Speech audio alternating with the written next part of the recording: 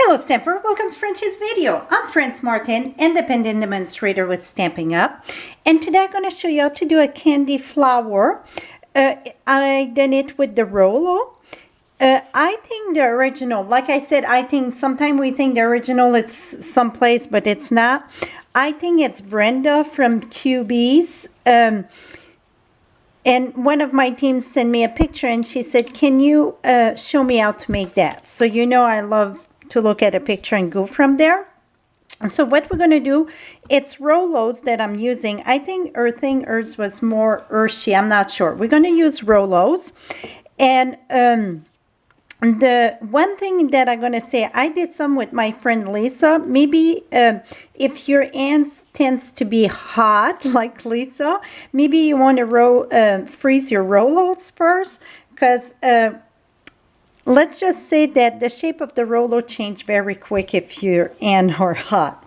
So what we're going to be using, it's strip of paper. In this case, I'm using the Bloom and Bliss paper, and this measure 3/4 by 3.5, and I don't score them. And the reason why, like example with Lisa, the Rollo change size, but it can depend how they roll the Rollo. So for me, I just take my strip of 3/4 by 3.5, start in the back of my Rollo like this, roll, roll, and roll, and roll. And then just make sure it is kind of tight there. And I just squeeze this a little bit like this. That is it. Now I'm going to take one of the hand there. And I don't glue that on my, whoops, I better bring my silicone mat. I don't glue that on my Rollo, so then they can just really, if they really want to eat it, they can push it out. Nothing, it's glue on the Rollo except the last center one. Then just squeeze that in the back. And see, it is tight, but then you could push it out. So that's how I done mine. So let's do one more, and you're going to need 6 of them. So again, I start in the back, roll, roll, roll, roll. And you see some of them, it's almost a bit too big. So you can always trim off, it's a bit too long. So 3.25 would work maybe. It's just I want 3.5, so it gives me a place to use my fast fuse in the back. I don't want it just a little strip because I want to secure that kind of tight. So I need to really roll around it. Here we go. Now we're going to squeeze this here. Now, what we're going to do is take a piece of cardstock that measured 3/4 by 4.25. You can go 4.5, 4.25. And then I use my bone folder to curve this. Like this. Now I'm going to use glue dots, and I'm using quite a bit of glue dots. You can maybe put fast fuse. I find glue dots were working great for this. Now I'm going to start right at the edge, and the candy, like the gold part, need to face up and go right at the edge like this. Now I'm going to show you a tip that I think it's very important. When you go, you don't want to go right beside it, because if you go beside it, when you start turning this, you're going to see all this. So you want to push that all the way, put that like under. So that's how it's going to start curving. See? Because if you go right beside it, when you start curving, see what's going to happen? So you have to go below it, the first one. I'm sure it's a different way to do this, but that's how I figured this one out. After I was done putting on the strip, it was showing all over. So again, see, I lift this up there, put that right there. And like this. See, it's even showed there. I could have even went more. We're going to call it good. So that's what you want to do. Really push it,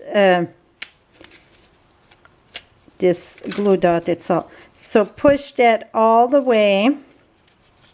And I could have put my paper even tighter on this one. See, I go all under there. See that? And then we get one more. Oops, I think this is over here. Oh, one more on it. And I was prepared. Boom.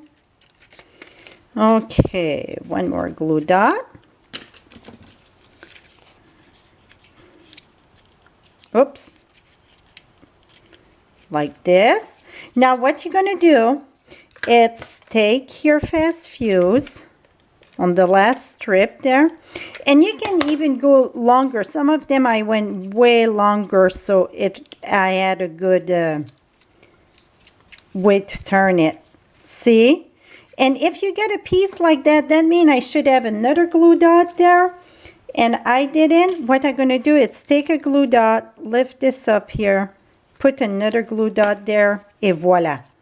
So now you get your shape. See this? This circle, it's 1 3/8. So what I'm going to do is put it just in the back, try to put it in the center of my circle, 1 3/8. Now the number 6 Rollo, put this in the bottom again. That's the one that they're going to have to work at it to eat it. Put that there. So now you see you get this gonna hold it. I was not too much in the center. I think what we could do though, let's try something. Push it this way, look in the back and then push it. Now I'm more in the center. Here we go. Now for the flower I use the pansy punch, and I cut this, you see where it's curving? I cut this, just give more, I'm a punch girl. I know I could have used maybe a framelit. It's just punch go better for me for quick little project. And then I use my dauber with white ink. This is white ink and this is rich raspberry on rich raspberry. Depends what you like. Now you're going to take this, curve your little petal. And curve. And the yellow in the center, it's from the flowering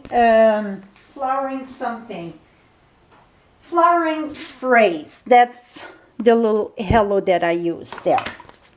Now I'm going to take a glue dot, put in the center of this, and put my other petal on top.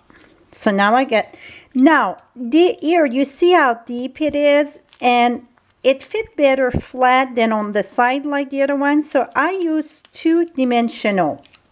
1 and then 2. And that raises it up about where it should be. Now I take this, put that right down there. Now I decide which side should be on the top. And I think this should be on the top right here. Now I'm going to use my, the yellow, it's punched out with 1-inch circle, by the way. The little dots in the center, I used the Gorgeous Grunge for the little dots in the gray. I just wanted something. So we said that was the front. Now for the leaves, I'm using the Festive Flower Builder. And I'm using the, well, I should say the medium one. This one. This would be the small, large, the medium one. And I'm using that in Garden Green, a color that I don't use often. And just fold this in two the best you can. Your leaves, fold this in two. Fold this in two. And now what I'm doing, I'm going to use the wood grain embossing folder.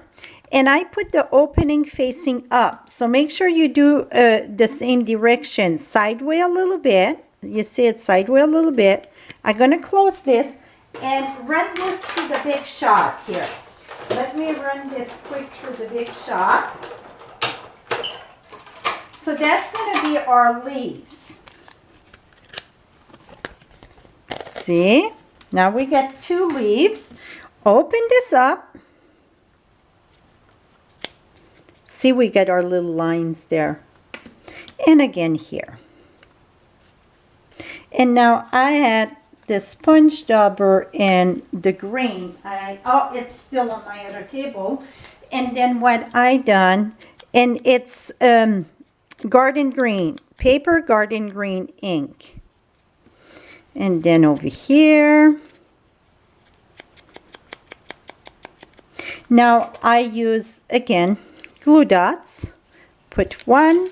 I put the pointy part on top. You can put the pointy part, the round part. It's no right and wrong, really. Then I'm going to use glue dot on that side, glue dot on that side.